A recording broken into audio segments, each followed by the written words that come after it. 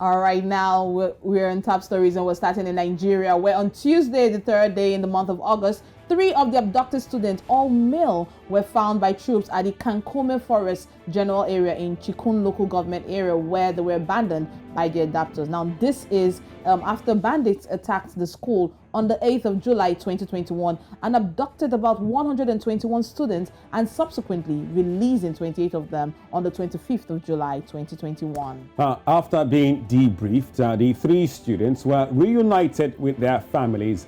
Now it's been nearly a month since the students of Bethel Secondary School in Kaduna were abducted from their hostels by bandits, after which the bandits demanded a whooping ransom of 60 million naira for their release.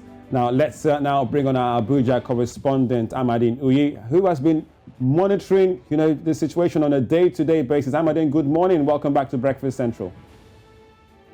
Good morning, Olisa. Good morning, Oluchi. Right. Now, Amadine, a month has come and gone since the students were abducted. How many of them have actually regained their freedom? And what do you make about the three students that were found by the troops on Tuesday? Okay, I'll first begin with the question on the three students.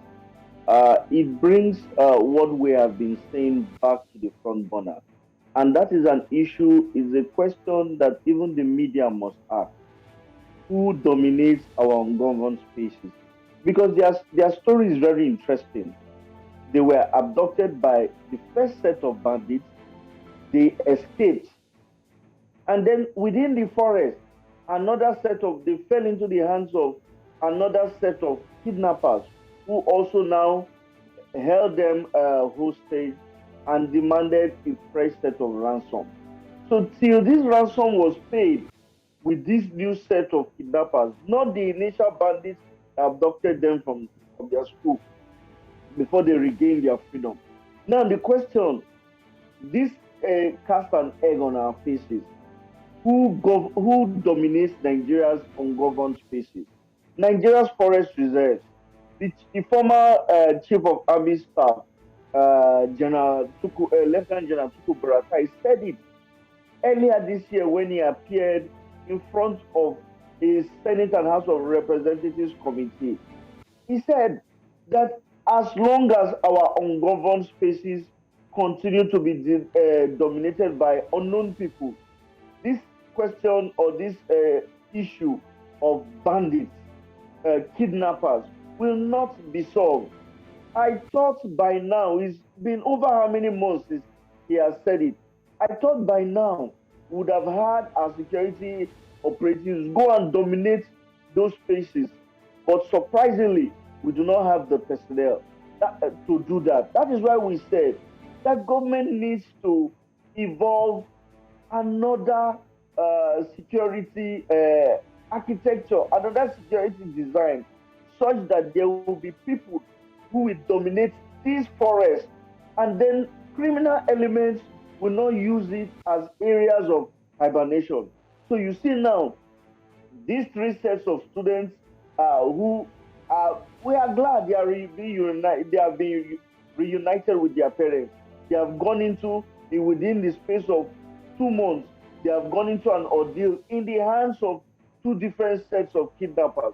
So it tells you that we have a fundamental problem as a country that needs to be solved. All right, the first question which you talked, okay? Go on, Amadine, go on.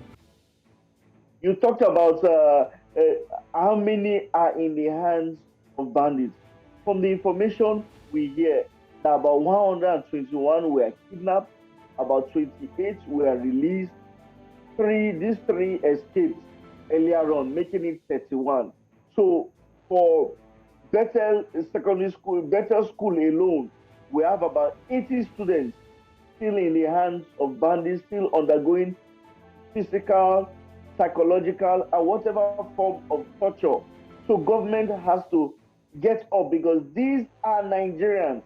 And as long as they continue to remain in the hands of the enemies of the nation, it does not speak well for us as Nigerians. It does not speak well to our collective conscience. It does not speak well for our image in the international community. something has to be done. And see, mind you, there are other kidnappings that go unannounced every day. I was in Kaduna about 2 months ago when I attended the burial of one of the Greenwich students that was abducted. Right. And from the information I and my crew, I and the New Central crew got on ground, is that so much more kidnappings are going on that does not make their way to the mainstream media. So Nigerians have been psychologically traumatized. Yeah, Ahmadine, just like you said, it is quite traumatizing, you know, physically, mentally. I'm blown away for these 3 students who got kidnapped, escaped, then get kidnapped again from another set of people who then get the ransom. It may seem as though ransom for kidnapping students is now the order of the day. And I'm really concerned, particularly in Kaduna State. Is it that that state has become the kidnap capital of the world right now? I think I will agree with you if you tell me that Kaduna has become the kidnap capital, because while I was there, I met several groups of people, different groups, talking about how they were trying to mobilize ransom. When your person is kidnapped, you go to your community or go to whatever group or association and say, please help me. Let us rescue these people. And it is so bad that once there is a kidnap case, the police will tell you to secure the release of this person. Go and pay the ransom. Let us now do our work after this person are safe. Because as long as that person is in the hands of the kidnappers or bandits, they have power over you. Because your ultimate priority, the security operatives will tell you that no matter the operation that is carried out, the essence and the primary reason for that operation is to ensure that that person is rescued safely. So if the best way to rescue the person is to pay ransom, you have no option but to pay ransom. And then after ransom, the police can now use their own intelligence or whatever mechanism to see that they apprehend these kidnappers or bandits. Now, Ahmadine, before we even get to the level of ransom, I mean, report has it that as at December, between December of last year, 2022, this year to this very month, at least 10 institutions have been badly involved or badly affected by this kidnapping, and about 1,000 students and staff have been abducted. Now, are we saying that this forest where this booming business seem to thrive is a no-go area even for security operatives? Are we saying that we don't have technocrats that can send, be it satellite? Can't we use satellite or some other means to find ways of going into the forest, penetrating this forest, as it were? This is a place where a lot of people who are quite familiar with that place will be able to tell you certain ways to go in and come out of that particular forest. What do you think? What do you make of all of this, especially from the president's point of view? What is he saying? What's the body language of the government? First of all, I cannot speak for the president. I have no mandate to speak for him. I will not even attempt to speak for him, because the events which are playing out shows that he has failed. Nigeria security operatives have failed, because you said that at least 10 institutions, which means that it is a thriving business. Because if it is not thriving, it will not be escalating. It keeps on escalating because the bandits and kidnappers have found the nation's weak spot. Because they know that once we go in, kidnap these students, we will get money and nothing will or can be done. Let's establish that fact, because we are trying to get our points from these events. Secondly, you talk about going out to dominate these spaces. The big question is, who knows these communities?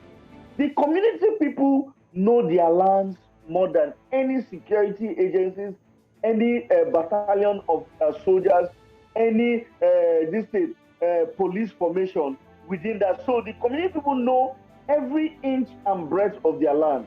Number two, they will have motivation to protect their lands. But if they don't have the capacity, and when I mean capacity, bandits come with sophisticated weapons, AK-47, GPM rifles, rocket-propelled grenades, anti-aircraft machine guns. When this community do not have that capacity to be able to engage people who are encroaching into their land, they leave it to the security agencies, believing that they have superior firepower. But now the security agencies are failing to match these bandits. Remember, just about 2 weeks ago or so, about 2 weeks ago, we celebrated an Air Force officer whose Alpha jet aircraft was shot down by bandits. Now, when you talk about Alpha jet, that is one of Nigeria's best. It was shot down by bandits. If the bandits have the capacity to shoot down an Alpha jet aircraft, is it local farmers, local villagers that you will now tell to engage them with hoes, cutlasses, machetes, garden forks out? So that is why I said, as a people, we need to evolve a security strategy where we will equip these local people as first-line responders. The moment they see you encroaching into their land, as it was done in the past during the colonial era, they will apprehend you and say, "Hey, tell us your business in this community." Right. All right, Ahmadine. Then they can move you to the security agencies.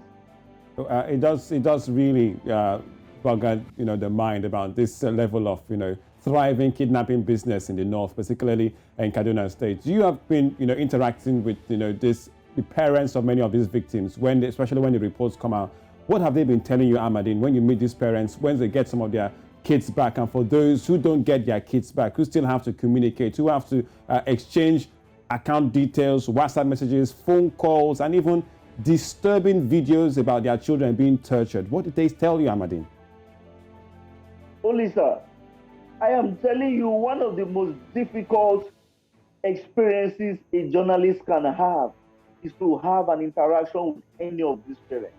Sometimes words fail you. We have been trained that always put your emotions aside. But whether you like it or not, humans are sentimental beings. You look a parent in the eye who has struggled with every resource he or she has to push his or her child or ward to school to make a better life. And then you see bandits freely, kidnappers, whatever you call them, just drive into those schools and pack those children like chickens. And that parent who is struggling to pay school fees of sometimes not even up to 100,000 naira is now asked to pay 20 million. Some of them sell their houses, sell their cars, till they cannot raise this money. Their whole life's work is gone. So, Olisa, it's not an experience for a journalist to stand in front of these parents and ask them questions about their wards or their children still in the hands of kidnappers. It's something I do not pray for any parent, but that is our reality. They are traumatized. A lot of them have no option. Some of them cannot even voice out a word. They are appealing because as a sovereign state, we have given government to take charge. We have allowed government to take charge of everything. And number one is security. Government is the only institution that has the finance.